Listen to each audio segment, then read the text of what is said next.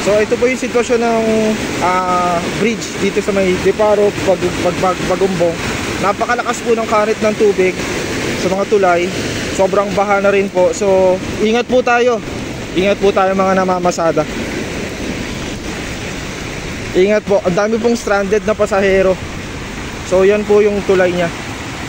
Dito po yan sa may Deparo, Bagumbong Road na tulay. Ingat po. So good afternoon po mga ka-gamers.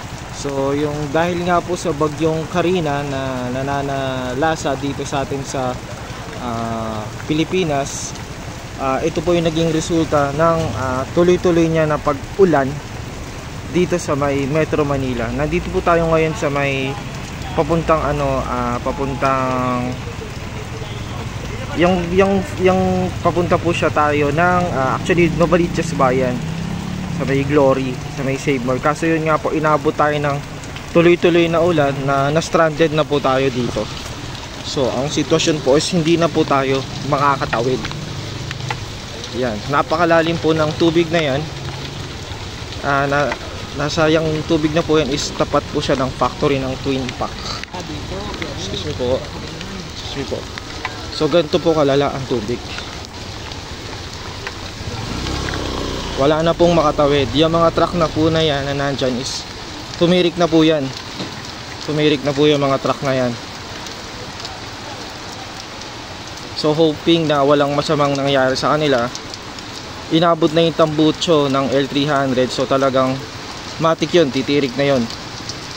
Ang nakakatawid na lang po dito is yung mga bike. Yung motor hindi na pinilit pa niya, inabot na yung tambucho niya. Mga bike tsaka yung tao na naglalakad sa sidewalk. So ang location po nito is yung Vista Verde, tapat po siya ng Twin Pack papuntang Liano Road. Ayan po yung tinutumbok ng kalsada na yan. So ingat po tayo lahat mga ka-gamers. Sa mga then recommend ko po sa mga dadayo pa po, mga papasok pa po sa trabaho, wag na po tayong tumuloy kasi yun din lang po, may stranded lang po tayo sa kalsada.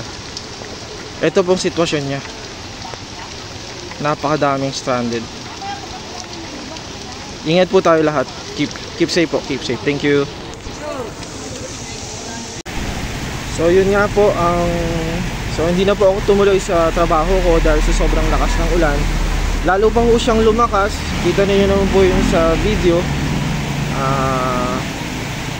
So recommendation ko po is huwag na po tayong tumuloy makipagsapalaran kasi yun nga po, wala rin naman tayong masasakyan na jeep, mga tricycles, limited tricycles, then yung mga UVs, mga buses dahil sa baha. So mananatili na lang po tayo sa bahay natin, then until mag-wait na lang po tayo until further notice po na sana po humina na po yung bagyong Karina.